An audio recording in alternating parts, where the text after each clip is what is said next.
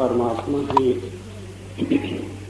प्राप्ति करने के लिए हमें गुरु की शरण में जाना पड़ता है, क्योंकि कहा जो विरंच शंकर सम होई गुरु बिन भवजल करे न कोई, कि अगर कोई शंकर के समान भी हो तो बिना गुरु के मार्गदर्शन के, बिना उसके रास्ता दिखाए वह भी भवसागर को पार नहीं कर सकता।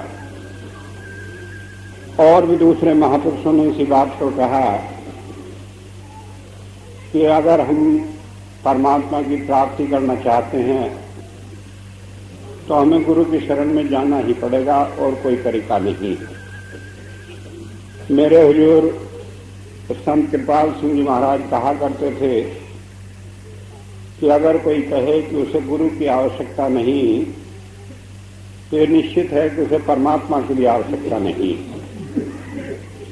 तो इसलिए हमेशा से सब लोगों ने, सब महापुरुषों ने और विशेषकर उन लोगों ने जिन्होंने जीवन में परमात्मा की प्राप्ति की, उन्होंने इस बात को कहा कि बिना गुरु के हमें परमात्मा की प्राप्ति नहीं हो सकती, इस संसार के झंझटों से छुटकारा नहीं हो सकता। यह तो हुई एक बात, लेकिन अब हमारे सामने दूसरी बात है कि हमने गुरु तो धारण कर लिया, और जहां तक गुरु धारण किया यह भी निश्चित है कि पूरा गुरु है, क्योंकि पूरे गुरु की एक ही पहचान है कि वो हमें अंतर में प्रकाश के साथ जोड़कर भक्ति के मार्ग पर लगा देता है। जब उसने एक बार हमें इस रास्ते पर लगा दिया, हमें अंतर में अनुभव हो गया, और मैं तो इस बात को कहता हूं कि हमें अंतर में नहीं भी अनुभव हुआ, अनेक अनेक भाइयों को अनुभव हुआ, तो हमें ये विश्वास बना रहता है कि हमारा भी काम बनेगा जब दूसरों का बना है। ये ठीक है कि गुरु हमें बिठाकर अंतर में अंधेरे को दूर करके अपने आप प्रकट होता है। कबीर साहब ने कहा, पर्दा दूर करें आंखन का, निज दर्शन दिखलावे, साधो सो सतगुरु मोहि भावे, कि जो हमारे अंतर के अंधेरे को दूर करके हमें अपने रूप को प्रकट करे, मुझे वो संत महात्मा अच्छा लगता है। तो ऐसी हालत में जब हमें पूर्ण गुरु मिल गया, उसके बाद भी कई बार हम देखते हैं कि हमें कोई विशेष लाभ नहीं हुआ।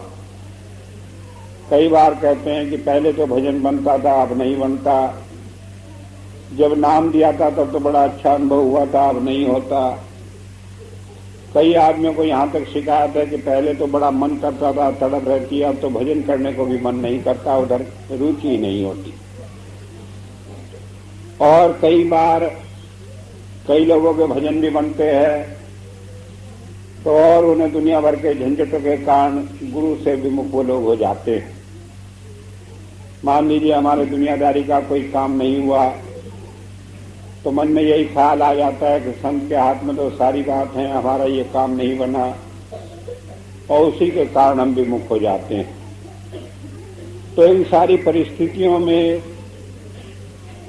कैसे हम ऐसे रहें कि गुरु के साथ जुड़े रहें और हमारा जो काम ये परमात्मा की भक्ति करने का था, पूर्णता प्राप्त करने का था, मोक्ष प्राप्त करने का था, कैसे हम इसे प्राप्त करें, ये सवाल कई बार हमारे मन में होता है।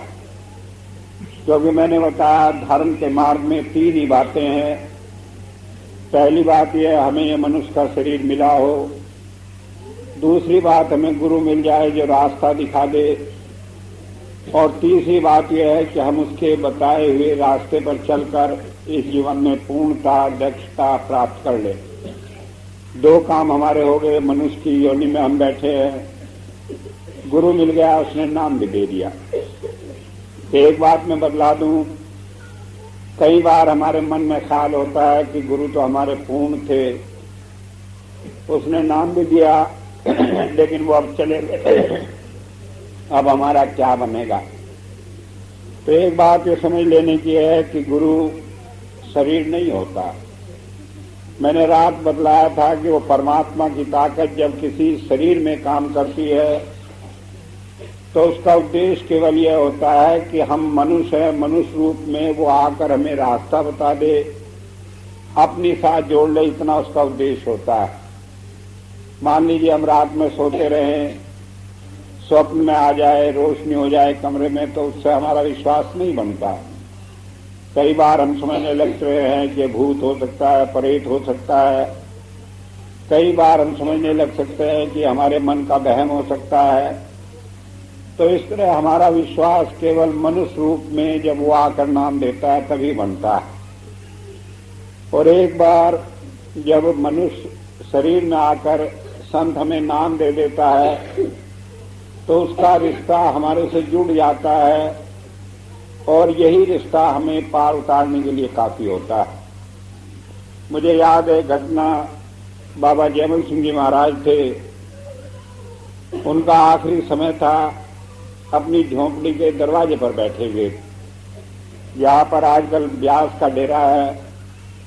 बाबा जी के जमाने में यहाँ एक छोटी सी झोपड़ी हुआ करती थी, उसमें वो रहते। बाकी दूसरे भवन वगैरह बनवा दिए थे बाबा सावन सिंह जी महाराज ने उनके जमाने में, लेकिन बाबा जी अपनी झोपड़ी में ही रहते। तो उन्होंने बता दिया कि आज मुझे जाना है, लेकिन बड़ी बेचैनी की हालत में कभी दरवाजे पर बैठते, कभी अंदर जाते। थोड़ी देर बाद एक आदमी आया और आकर वो कहने लगा, महाराज जी मुझे नाम दे दो। वो आदमी हमारे शामली के पास पे बाबरी एक जगह है, वहां का था, थानेदार था। बाबा जी ने उसे नाम दिया और कहने लगे, भाई मैंने अपना काम अब पूरा कर लिया, और उसके बाद उन्होंने चोला छोड़ दिया। अगर गुरु का शरीर रूप में रहकर हमें सारा भजन सिमरन कराने का ही मतलब हो, तो बिल्कुल जब वो चोला छोड़ने जा रहे थे तो उन्हें किसी को नाम देने की क्या आवश्यकता थी। लेकिन नाम देकर गुरु का संबंध जब जुड़ जाता है तो उसके बाद वो अशरीरी होकर, बिना शरीर में भी वो हमारे मार्गदर्शन करता है। मुझे इससे भी अजीब एक घटना याद है। हुजूर संत कृपाल सिंह जी महाराज जब बाहर विदेशों में लोगों को नाम देते तो वहां पर ये सिस्टम था कि उनके जो प्रतिनिधि वहां पर थे, सत्संग करने वाले, वो लोग किसी की एप्लीकेशन लेकर भेजते कि महाराज जी से नाम देना। उसमें नाम, पता, दूसरी बातें रहती। महाराज जी लिखकर भेज देते, नाम दे दो, तो उसके बाद वो आदमी नाम दे दिया करता था। एक बार 1974 में ऐसी घटना हुई कि एक आदमी की एप्लीकेशन भेजी कि महाराज जी से नाम दे दो। इधर महाराज जी ने जवाब लिखा कि हाँ नाम दे दिया जाए। तो जिस दिन वो पत्र पहुंचा उसी दिन रेडियो में एक खबर पहुंची कि संत कृपाल सिंह जी महाराज का स्वर्गवास हो गया। तो जो आदमी कह रहा है नाम दे दो, उसने लिखकर तो दे दिया नाम दे दो, लेकिन वो शरीर रूप में नहीं रहे। लेकिन प्रतिनिधि ने पहले तो सोचा कि महाराज जी अब नहीं रहे, मुझे नाम दूं या ना दूं इस आदमी को। लेकिन फिर उसने देखा कि लिखा हुआ है नाम दे दो, उसने नाम दे दिया। जिस आदमी को नाम दिया उसे महाराज जी का स्वरूप आया और बड़ा अच्छा अनुभव हुआ। उसके बाद उस आदमी को भजन पर बैठने पर अनेक बार संत कृपाल सिंह जी महाराज का स्वरूप आता रहा और बड़ा अच्छा भजन बनता रहा।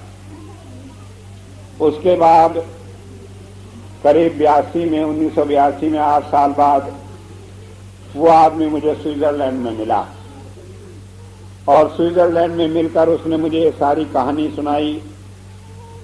कहने लगे, मेरे साथ ऐसी दुर्घटना हुई कि मैंने अपने गुरु को अपनी आंखों से नहीं देखा। मैंने कहा, ये दुर्घटना क्या, तुम सोचो दुनिया में कितने आदमी हैं जो अंतर में गुरु का दर्शन करते हैं, और तुमने उन्हें देखा नहीं तब भी गुरु का दर्शन करते हो, तो इससे बड़े भाग्यशाली क्या हो सकते हो। लेकिन फिर उसने मुझे एक और समस्या सुनाई।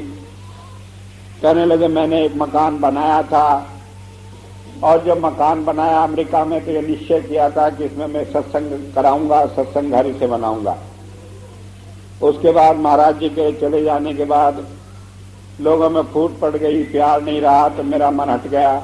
अब मैं उस मकान को बेचना चाहता हूं। वो 20 लाख रुपए का मकान है। महाराज जी मुझे अंतर में दर्शन देते हैं। जब भी मैं उनके सामने ये बात रखता हूं ये मकान बिक जाए, तभी वो चले जाते हैं, जवाब नहीं देते। मैंने कहा बात साफ है कि वो नहीं चाहते कि तुम मकान बेचो। कहने लगे कि आप मालूम कर दें। मैंने कहा अच्छा। भजन पर उसे बिठाया। उस दिन फिर महाराज जी के दर्शन हुए और उसे अगली बात कही कि भाई जब तुमने ये मकान सत्संग घर के लिए बनवाया था तो इसे बेचना क्यों चाहते हो? और इतना कहकर वो गायब हो गए। वो मेरे से कहने लगा, मैंने कहा बात का जवाब आपको मिल गया। कहने लगे लोग मुझे प्यार नहीं करते। मैंने कहा लोगों को प्यार करने के लिए तुमने नाम नहीं लिया है। तुम्हें तो गुरु का प्यार चाहिए था, वो भरपूर मिल रहा है, तो तुम लोगों के ऊपर क्यों जाते हो? इस दुनिया में हम रह रहे हैं। दुनिया अपने अपने ढंग से अपने स्वार्थों के उनके ऊपर जाने से काम नहीं चलता। हमारा काम तो गुरु से। तो एक बात ये समझ लेने की है कि जब हम सत्संग में आए, नाम लिया, गुरु से जुड़े, हमें अपना वास्ता अपने गुरु से रखना चाहिए। दुनिया की बातें देखकर कि फला सत्संगी ऐसा करता है, सत्संग में आए किसी ने जूते उठा लिए, किसी ने लंगर में अचार नहीं दिया, किसी ने पूछा नहीं, रात में हम तो पड़े रहे, किसी ने कपड़े को नहीं पूछा। ये सारी बाहरी चीजें। हम जिसके नाम पर जुड़े हैं, जब वो हमारे साथ है, हमारी देखभाल कर रहा है, तो हम इन सारी बातों में पड़ने की क्या आवश्यकता है? लेकिन ये दुनिया है और इस दुनिया में रहकर हमें सारी बातें ख्याल आती और दुनिया भर की बातें ख्याल आती है कि वहां जाते हैं सत्संग में लोग ऐसे करते हैं, ऐसे करते हैं। हमारे सत्संग में ऐसा नहीं होता। लेकिन संत मत कहता है कि संत के रास्ते पर चलकर हमें केवल संत का ही मत मानना। हमें अपने जीवन में केवल एक को ग्रहण करना है कि वही हमारा मार्गदर्शक है। वो जो कहता है हम उस रास्ते पर चलें, और जो वो कहता है ये भी हम ध्यान रखें, क्योंकि उसके नाम पर हजारों आदमी कहने वाले मिल जाते हैं कि ऐसा कहता है। अभी एक भाई हैं, संत प्रेम सिंह जी महाराज के साथ जुड़े हुए थे, मेरे पास आए, कहने लगे स्वामी जी मुझे गुरु जी कहते हैं कि तुम नाम लिया करो। मैंने कहा भाई ये तुम मूर्खता मत करना। कहने लगे मेरे गुरु कहते हैं। मैंने कहा तुम्हारे गुरु जो कहते हैं वो मैं भी जानता हूं, वो तुम्हारे गुरु हैं ये ठीक है, लेकिन मेरा भी उनसे कुछ रिश्ता नाता है। मैं भी उसी धार में हूं। गंगा में लोटा कहीं से भर लो, वो गंगा का ही जल है, इसलिए मेरे में उनमें भेद नहीं, मुझे खबर है। वो नहीं कहते, तुम अपने मन से कहते हो। कहने लगे नहीं जी मैं नहीं करता तो ये होता है। मैंने कहा जब तुम करते हो तभी कौन सा अच्छा होता है, और काम सारे बिगड़ते हैं। तुम रोते हो दुनिया के सामने। अगर गुरु के हुक्म में तुम काम करते हो तो तुम्हारा काम क्यों बिगड़ता है? कहने लगे अच्छा। फिर मुझे पता लगा कि वो यहाँ डेरे में आए और आकर कहने लगे कि स्वामी जी ने तो मुझे मना कर दिया कि नाम मत लिया करो, लेकिन मेरे गुरु जी ने कहा कि मैं नाम दूंगा। तो हालत यह है कि हम अपने मन को सामने रखकर गुरु का नाम लेकर उल्टी बातें करने लगते हैं। तो ये हमारा मन कई बार गुरु का नाम लेकर, कई बार गुरु के रूप में अंतर आकर हमें उल्टे रास्ते पर लगा देता है। कारण क्या है कि हम संसार में देखा देखी, चालबाजियों में, छल कपट में इतने फंस जाते हैं कि उन्हीं तरीकों को हम संत मत में भी लागू करना चाहते हैं कि एक आदमी ने झूठ कह के कई फायदा उठा लिया। हम सोचते हैं हम भी किसी को कह दें कि हमें गुरु में अंतर में प्रकट होकर ये बात कही और इस तरह से ये लाभ हो गया। तो मैं कहता हूं एक बार कि मान लीजिए कोई मुझे कहता है कि मेरे गुरु ने ये कहा। मैं कहता हूं मेरा गुरु अगर तुम्हें कहता है, मुझे कह जाए तो फिर मैं मान लूंगा। तो सीधी सी बात यह, अगर तुम्हें कहा कि तुम नाम दो तो आखिर दूसरे लोगों को भी तो कहे कि हाँ उससे जाकर नाम लो, तभी तो बात ठीक होगी। 1974 में जब नाम देने की बात आई, हुजूर के चले जाने के बाद, हुजूर ने मेरे से कहा कि तुम्हें ये काम करना है। मैंने कहा काम मैं करूंगा जरूर अगर आप कहेंगे, लेकिन मैं किसी को कहने नहीं जाऊंगा कि मैं नाम दूंगा। कारण क्या है कि अगर आप समझते हैं कि मुझे नाम देना है, आप उसे जाकर कह दें कि वो जाकर नाम ले, वो आकर मुझे कहे कि हाँ मुझे कहा है नाम लेने के लिए, तब ठीक। मैं था मार्च के महीने में शामली में सत्संग हुआ 1975 में। एक भाई साधुराम मेरठ से आए और आकर कहने लगे स्वामी जी आप कब नाम दोगे। मैंने कहा मुझे तो मालूम नहीं। कहने लगे संत होकर झूठ बोलते हैं। मैंने कहा मेरी व्यवस्था होगी, झूठ बोल रहा हूं, लेकिन मैं नहीं बताऊंगा कब दूंगा। कहने लगे मुझे तो महाराज जी ने कहा है कि आप 15 अप्रैल को नाम देंगे। मैंने कहा तुम्हें कहा भाई तुम्हारी मर्जी, लेकिन मैं अपने मुंह से नहीं कहूंगा कि मैं 15 को नाम दूंगा। कहने लगे कुछ और। मैंने कहा और तुम जानो कि उन्होंने कहा कि उस दिन 25 आदमी को नाम दोगे। मैंने कहा ना मुझे 25 मालूम है, ना मुझे 5 मालूम है। जितना वो भेजेगा, जितने आकर कहेंगे अगर मैं भेजा गया तो मैं वो आकर नाम ले लेंगे। तो उसके बाद जब हमने पहले दिन ये निश्चय किया कि नाम देना है, तो बाहर से लोगों ने आकर 25 ही आदमी वहां कहे कि हमें नाम लेना। रायबरेली से, बरेली से और दूसरी दूर दूर से आदमी आए, और ऐसे आदमी जिनका कोई जान नहीं पहचान नहीं आकर कहने लगे हमें तो महाराज जी ने नाम देने के लिए कहा। तो ये संत मत एक ऐसी सच्चाई है, इसमें हमें छल कपट से काम नहीं चलता, लेकिन आदमी इसमें भी छल कपट की बात करते हैं, और छल कपट की बात करके फिर कहते हैं कि हमारा तो काम नहीं बना, हम तो संत मत में आए, हमें तो आनंद नहीं मिला, हमें तो कुछ होता नहीं। होने की बात कहाँ हो गई जब हम जिस काम को संत कहते हैं छोड़ दो, उसी को हम करके चलना चाहते हैं। तो हमारा जीवन कैसा हो, कैसे हम सही रास्ते पर लगे, इसी के लिए मैं आज कबीर साहब का एक शब्द आपके सामने ले रहा हूं, जिसमें बताया कि भजन के लिए, इस रास्ते पर उन्नति करने के लिए हमारा जीवन किस तरह का हो। गुरु से कर मेल गवारा, क्यों सोचत बारंबार।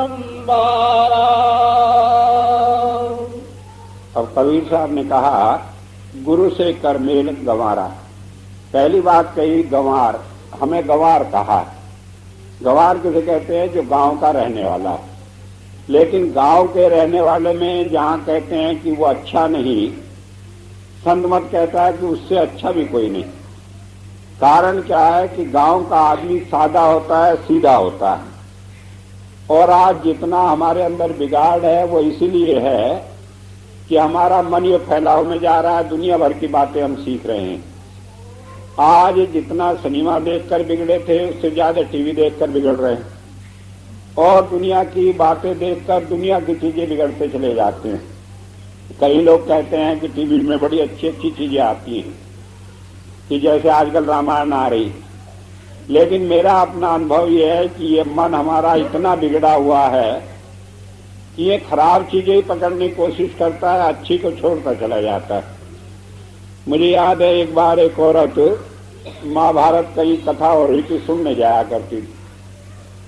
तो उससे एक आदमी ने पूछा तुमने सारी कथा सुन ली, क्या इसमें से ग्रहण किया? कहने लगे मैं तो ये ग्रहण किया कि द्रौपदी के 5 पति थे, तब भी वो सती थी, मैं 4 और करूंगी, मैं भी सती बनूंगी। तो हालत यह है कि अच्छाई की बात कोई नजर नहीं आई, उल्टी बात नजर आई। कारण क्या है कि ये मन हमारा संसार में फंसकर इन सारी चीजों का इतना आदी हो गया है कि ये सही रूप में सोचता नहीं। 2 बात कही जाती है, एक होता है काग जिसे कौवा कहते हैं, एक होता है हंस। तो होता यह है, कौवे की आदत है कहीं कितनी अच्छी चीजें हों, गंदी चीज जो पड़ी होगी उसी को जाकर लेगा। और हंस की आदत होती है कि दूध और पानी मिलाकर रख दो तो उसमें से वो दूध ले लेता है, पानी छोड़ देता है। दुनिया में आज तक वैज्ञानिक भी ऐसा नहीं कर सके कि दूध और पानी को अलग अलग कर दें, लेकिन हंस कर लेता है। तो होता यह, कहते हैं कि संत हमें काग से हंस बना देता है। तो कई लोग समझते हैं कौवा काला है उससे हंस बनाकर कुछ बना दिया, ऐसी बात नहीं, बल्कि हमारे अंदर ये गुण कर देता है कि हम बुराइयों को नहीं देखते, अच्छाई देखने वाले बन जाते हैं। आज हम काग बने पड़े हैं कि दुनिया में कितनी अच्छी चीजें हैं, उनमें से बुरी चीजों की तरफ मन जाता है, अच्छी चीजों को भूल जाते हैं। कई बार कहेंगे कि स्वामी जी आप सोचते होंगे हम तो अच्छी चीजें ग्रहण करते हैं, लेकिन केवल ये सोचने की बात है। हम आत्मनिरीक्षण करें तो देखें कि बुराइयों की तरफ हमारा मन जागरूक चलता है। तो ऐसी हालत में, क्योंकि संसार ये फैलाव में जाकर बुराइयों में, भौतिकवाद में फंसता चला जाता है, इसलिए कहते हैं कि जो लोग शहर के माने में बिगड़े हुए हो गए वो संत मत के लिए अनफिट हो जाते हैं। तो जो लोग गांव के सीधे साधे आदमी हैं वो इस मामले में समझदार होते हैं, क्योंकि दुनिया उन्होंने देखी नहीं, जब नहीं देखी तो मन उधर चलता नहीं। मुझे याद है एक बार महाराज जी ने किसी को भजन पर बिठाया तो एक औरत की समाधि लग गई। उसके बाद जब वो उठी तो महाराज जी से कोई कहने लगा, महाराज जी ये बड़ी भाग्यशाली है, इसका इतना मन लगता है। तो वो कहने लगे भाई गांव के आदमी सीधे साधे होते हैं। तो जहां यहाँ गंवारा है उन्होंने इस्तेमाल किया तो इसलिए कि वो आदमी जो संत मत पे चलने के लिए फिट है। बाइबल में इसे कहा है fool carry the tree of life, कि जो मूर्ख है जिसे हम गंवार समझते हैं वही जीवन यज्ञ में, साधना में सफल होता है, वही इसमें से कुछ प्राप्त कर सकता है। तो यहां जब गंवारा कहा तो उसका मतलब है कि जो बाहरी दुनिया से बेखबर, दुनिया की नजरों में बेवकूफ, जो बाहर से सोया हुआ अंदर जगा हुआ है, ऐसा साधक ही इस रास्ते पर चल सकता है। हमारी बड़ाई इस बात में नहीं कि हम बाहरी चीजों को ज्यादा जाने, क्योंकि दुनिया में जितना भौतिकवाद में हम चले जाते हैं उतना ही हम बर्बाद होते चले जाते हैं। आज हालत यह है, मुझे देखने का मौका मिलता है, मैं विदेशों में साल में करीब 6 महीने बाहर रहता हूं और एक एक आदमी से व्यक्तिगत रूप से देखने का मौका मिलता है। जो आदमी जितना बाहरी दुनिया में चतुर है वही उतना अशांत है। कारण क्या है कि वो सोच भी नहीं सकता भजन को, मन के रोकने की नहीं सोच सकता। मन के रोकने भजन की बात तो सोच दो, रात को नींद भी उसे नहीं आती। हालत यह है कि विदेशों में अनेक आदमी रात को नींद की गोलियां लेते हैं, तब जाकर थोड़ी देर के लिए सो पाते हैं। कारण क्या है कि उनका मन बाहरी चीजों में इतना फंस जाता है, वो इन्वर्ट नहीं हो पाता, वो रुक नहीं पाता। तो इसलिए कहा कि जो आदमी बाहरी दुनिया से बेखबर है वही इस रास्ते पर चल सकता है। चलने का क्या तरीका है? गुरु से करके अर्थ कि हम गुरु से मेल करें। मेल करना क्या है, एक बात ये समझ लेने की है। मेल करना नहीं है कि हम जान पहचान कर लें, भाईचारा कर लें। मेल करना यह है कि हमारी आत्मा उसकी आत्मा के साथ जुड़ी रहे, उसमें हमारे अंदर भेद ना हो। जो वो करता है वही हम सोचें, जो वो चाहता है वही हम करें। जैसे कि बताया था कि सिख बसे बनारसी, गुरु साथ समुंदर तीर, एक पल कभी नदी छिड़े जो गुण होए शरीर। कि गुरु और सिख चाहे शरीर से कितना ही दूर हो, लेकिन अगर ये तार जुड़ जाती है तो उन दोनों के सोचने का ढंग एक सा ही हो जाता है, उससे बदलता नहीं। तो बदला इस मेल की हालत को हम प्राप्त करें। लेकिन ये हालत कैसे प्राप्त होगी, क्या चीज इसके रास्ते में रुकावट है? कहा क्या सोचत बारंबार, कि जो बार बार हम ये दुनिया की बातें सोचते हैं इससे हमारा मन खराब हो जाता है। जब हम देखते हैं कि ओ दुनिया में इतना धन है, इतना दौलत है, इस पर हमारे पे कुछ है ही नहीं, हम कहाँ गुरु के चक्कर में पड़े हैं, तो ये मन खराब हो जाता है। कई आदमी कहते हैं कि क्या गुरु के पास गए, दुनिया की चीजें तो है नहीं, फटे हाल फिरते। लेकिन मैं पूछता हूं कि जिनके पास लाखों करोड़ों रुपए हैं उन्हें क्या चैन है। लेकिन ये धन का, ये दुनिया की चीजों का प्रभाव, चमक दमक, ये हमारे मन को खराब कर देती है। जब संत आते हैं पहले इस चमक दमक को, इस वासना को, इस इच्छा को, इस कामना को हमारे मन से निकालते हैं।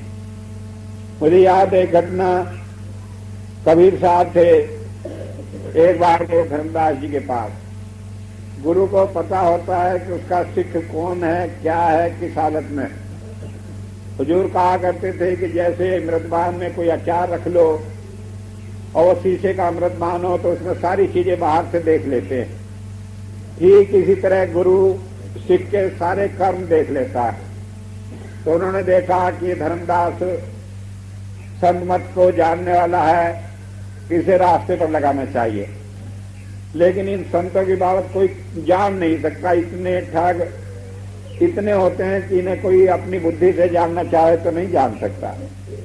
अब गए वहां उसके दरवाजे पर, चाहिए तो ये था प्यार से उसे अपने साथ लगाते, लेकिन पहले हड़काने वाली बात करने लगे।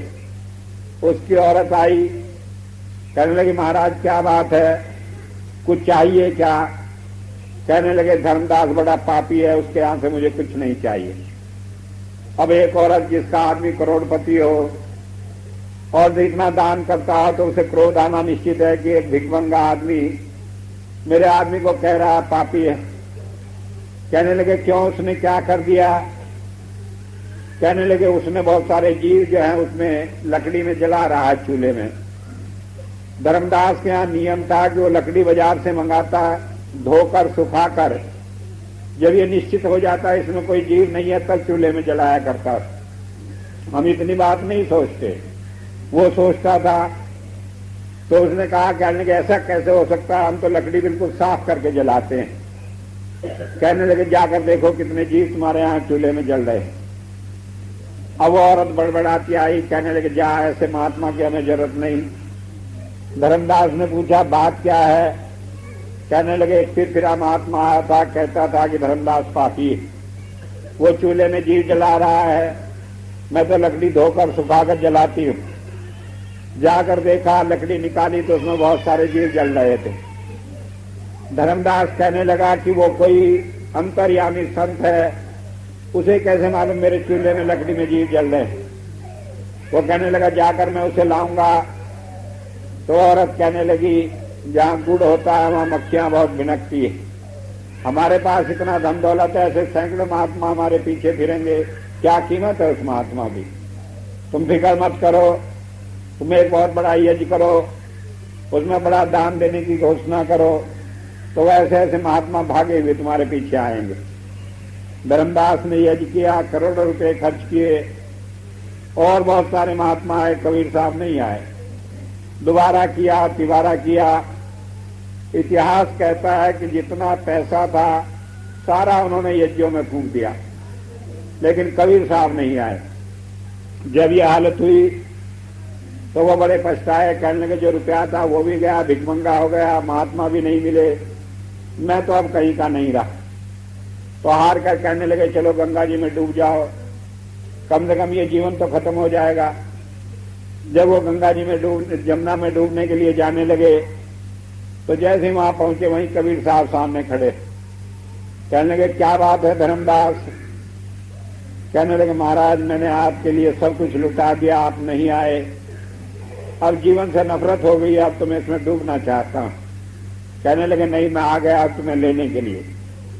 तो होता यह है कि दुनिया की चीजों का जिसका हमें अभिमान है, जिसके ऊपर हम फूले फिरते हैं, संत कहते हैं ये सारी इस रास्ते में रुकावट, और जब तक उसे हमारे मन से नहीं निकाल देते, क्योंकि बाहर दिखावे से तो हम कई बार बड़े नम्र बनते हैं, जाकर पैर छूते हैं, बात करते हैं ऐसे ढंग से, लेकिन सोचते हैं कि हमने इतना रुपया दिया, हमें पूछा तक नहीं। देखो और लोगों को तो पानी को भी पूछ रहे हैं, हमें पूछा नहीं, सेवा हमने सबसे ज्यादा दी।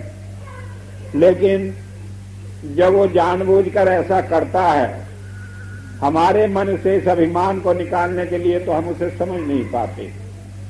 तो इसलिए बताया कि दुनिया की चीजों में जहां हमारा मन फंसा पड़ा है, संत इससे हमें निकालने के लिए आते हैं।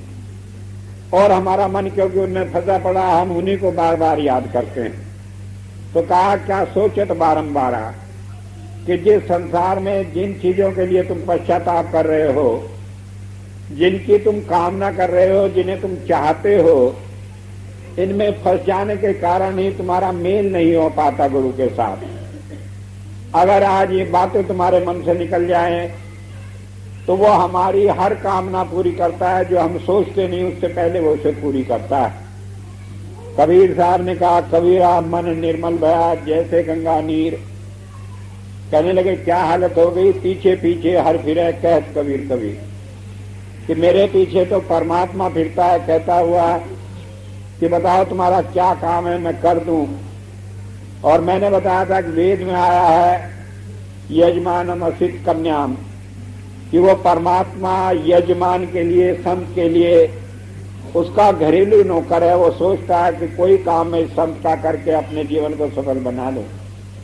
कारण क्या है कि संत और परमात्मा में कोई भेद नहीं होता जब वो धारा किसी संत में काम करती है।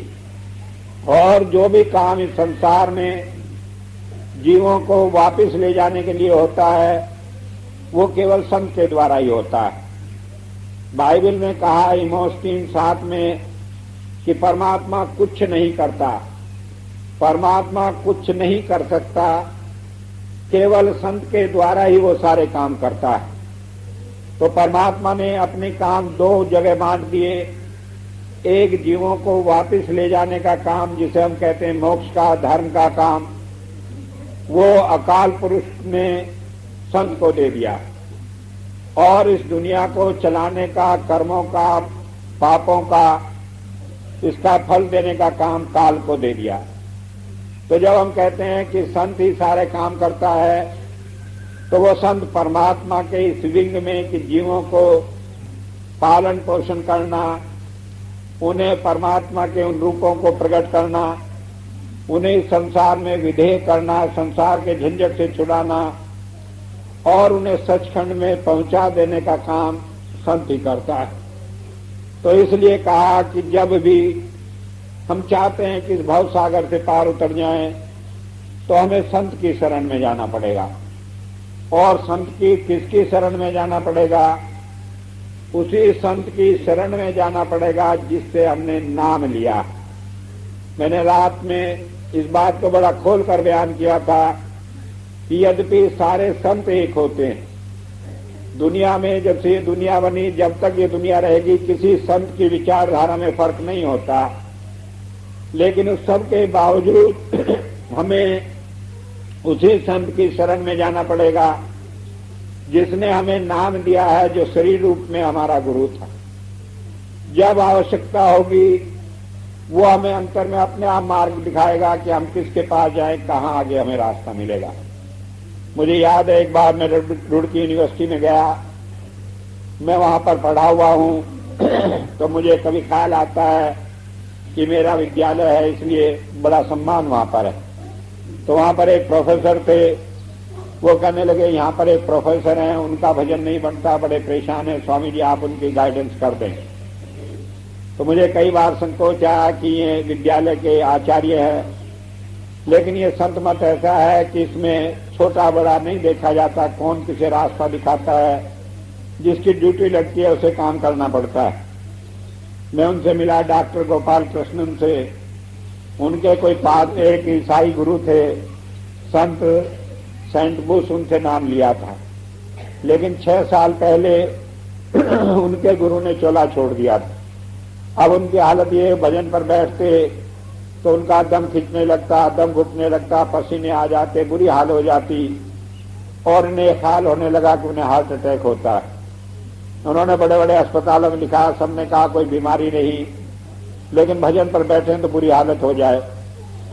तो जब मेरे पास आए, मैंने उन्हें समझाया कि आप भजन पर बैठिए। कहने लगे और काम बता दो, ये ना बताओ मुझे हार्ट अटैक हो जाएगा।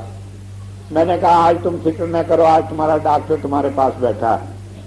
वो भजन पर बैठे, ध्यान लगा, अंतर में उन्हें उनके गुरु का दर्शन हुआ।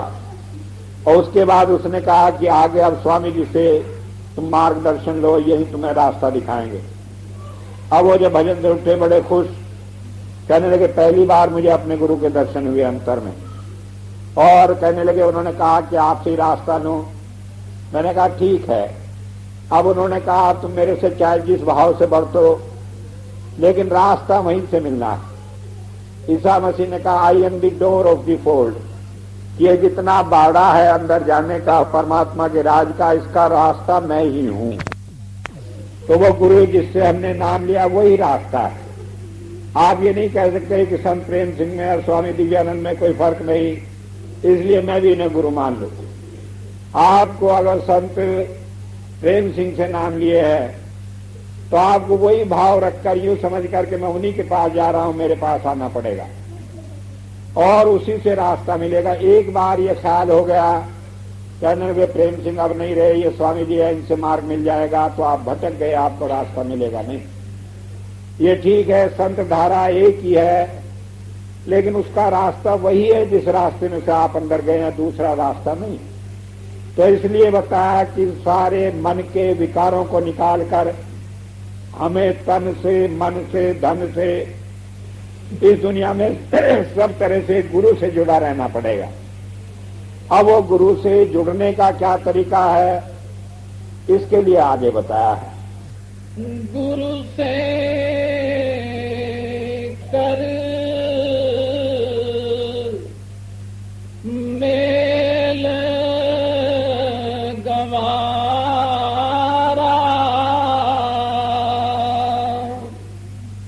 क्या सोचत बारंबारा,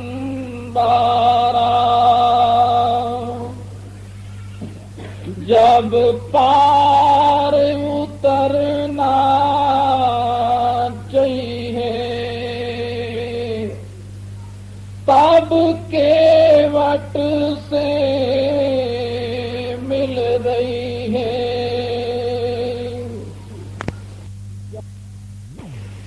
जब उतर जाए भव पारा, तब छूटे ये संसारा। सोचत आज गंवारा। तो कहा जब पार उतरना चाहिए तो खेवट से मिल रही है। तो बदला कि अगर हम पार उतरना चाहते हैं तो एक ही तरीका है कि जो खेवट है, जिसे हमारी नाव सौंपी गई है, हमें उसी से मिलकर रहना पड़ेगा। अब ये मिलकर रहने की बात कई बार समझ में आती है, कई बार नहीं आती। मान लीजिए आप मेरे पास आए, आप मेरे से मिल करके रह सकते हैं, लेकिन आज हमारा गुरु मान लीजिए हमारे शरीर रूप में हम तब देख तमाशे जाई, जब गढ़ पर हो तू सकेला, तब हंसा चलत अकेला। कबीर साहब ने बताया कि जब गढ़ पर बजी बधाई, गढ़ ये है जगह, जब हम इसके नीचे रहते हैं तो दुनिया में, जब हम इस स्थान से ऊपर आ जाते हैं तो परमात्मा के राज में दाखिल हो जाते हैं। तो जब मौत का समय होता है तो वो घड़ी होती है इस बात का निश्चय करने के लिए कि जीव कहाँ जाएगा। ये जाएगा परमात्मा के देश में या उलट कर फिर इस संसार में आ जाएगा।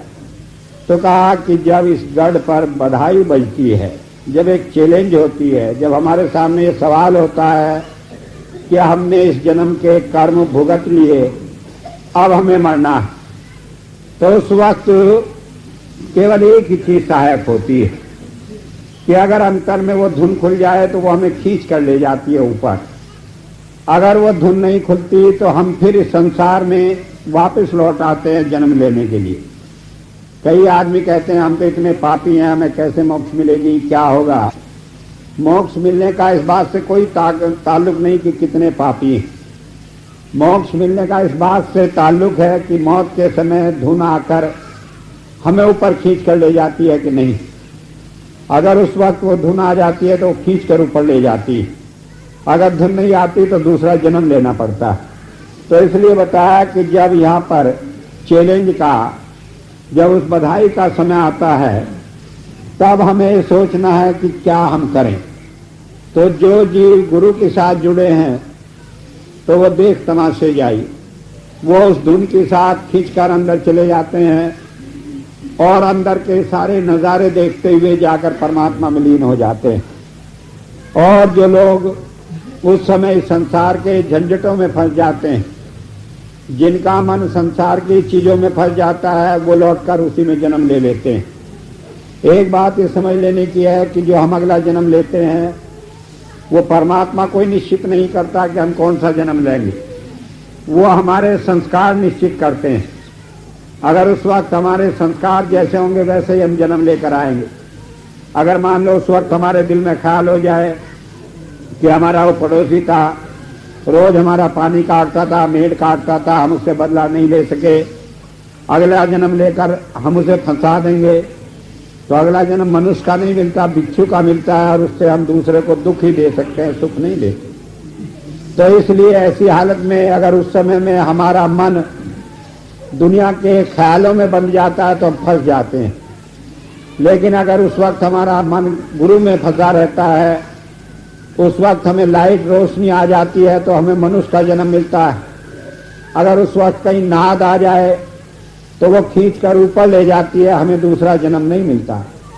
तो कहा कि जब गल पर हो सकेला तब हंसा चलत अकेला, कि जब वहां पर तंगी हो जाती है, वहां पर सारी चीजों को छोड़कर केवल हमारा ध्यान गुरु से जुड़ जाता है, तो फिर ये हंसा, ये जीव जो है जाकर परमात्मा मिल जाता है।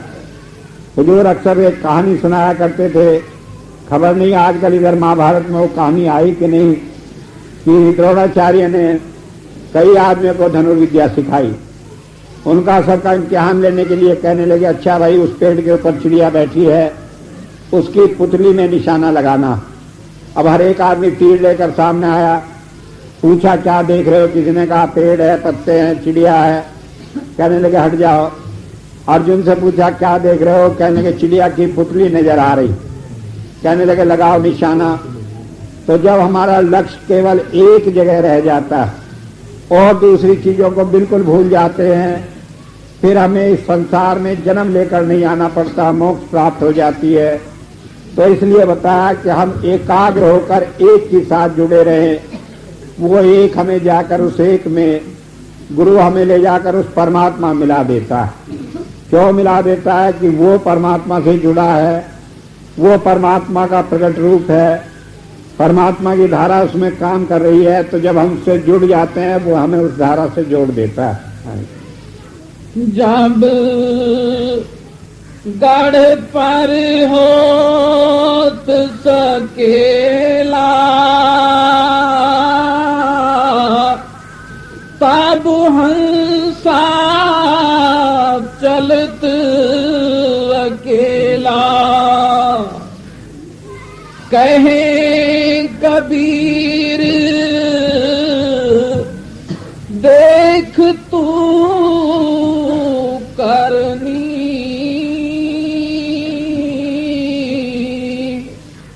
तेरे अंतर बीच कतरनी, कातरन की गांठ न छूटे, तब पकड़ पकड़ जम लूटे। अब कबीर साहब ने कहा कि तुम अपनी करनी को देखो। क्या करनी हम देखें कि क्या वास्तव में हमारा प्यार गुरु के साथ जुड़ा।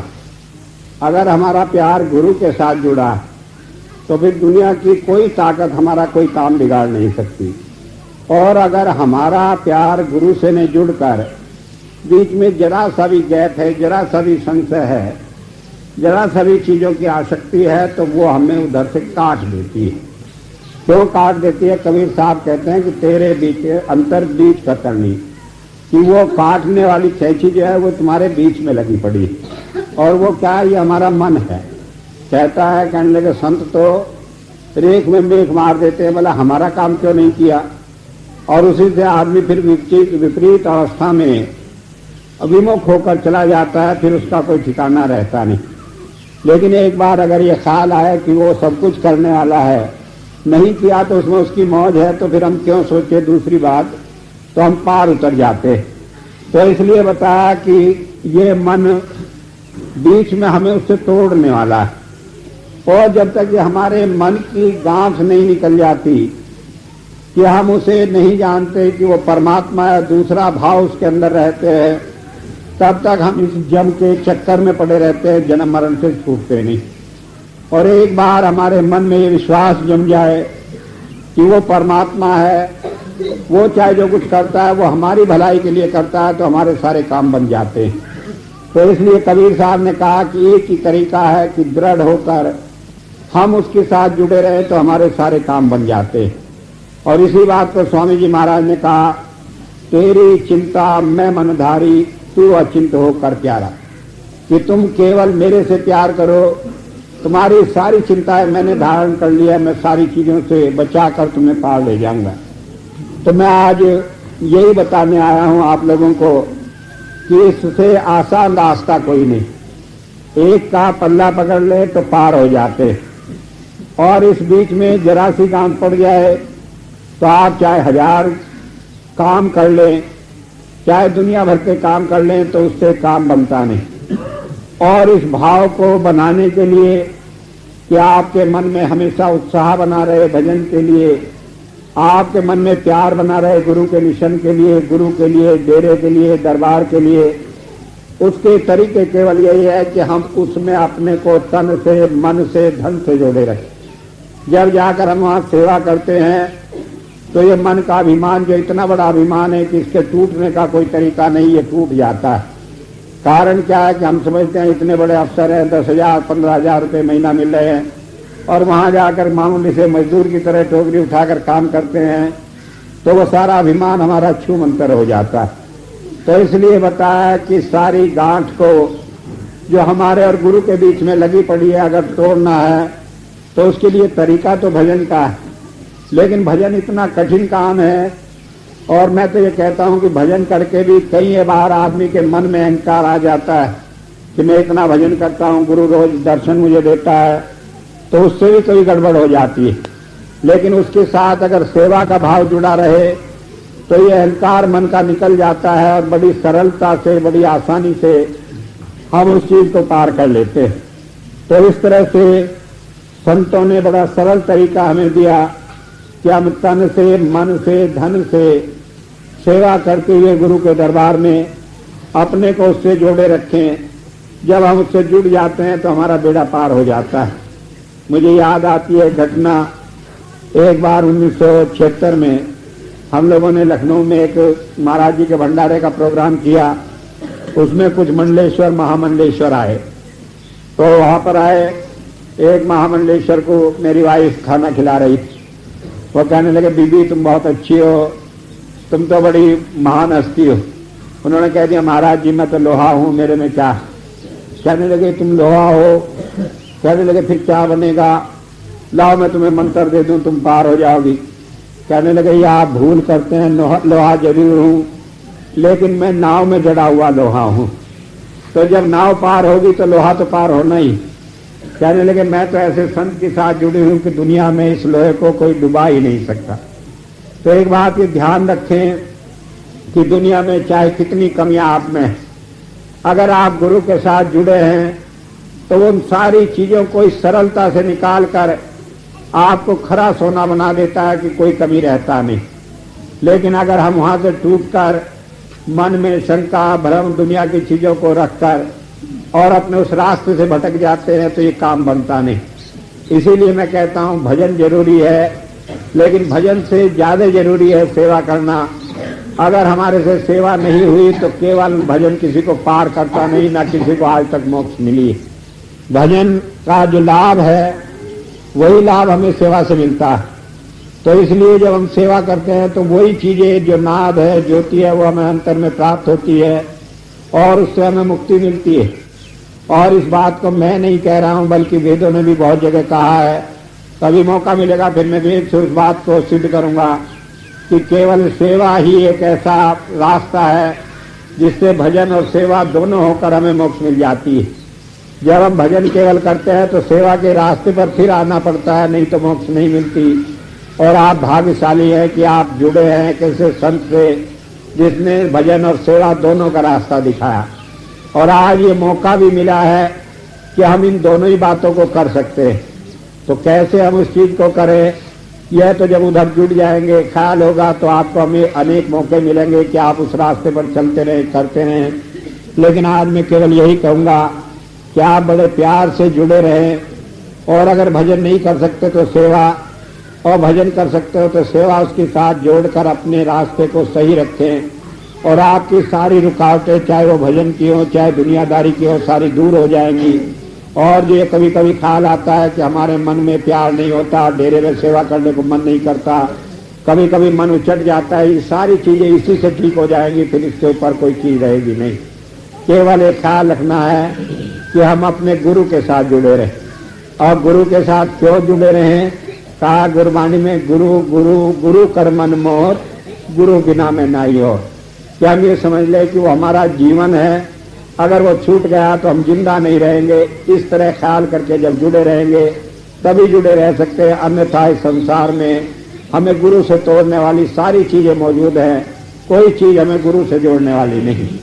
अगर जोड़ने वाली चीज है तो केवल यह है कि मन में निश्चय कर ले कि अगर यहाँ से टूट गए तो कोई ठिकाना है नहीं, कोई बचने का रास्ता नहीं। ये अगर पक्का विश्वास रहेगा तभी इस रास्ते पर जुड़कर सही रास्ते पर चल सकेंगे। इतनी बात कहकर ही मैं अपनी बात समाप्त करता हूँ।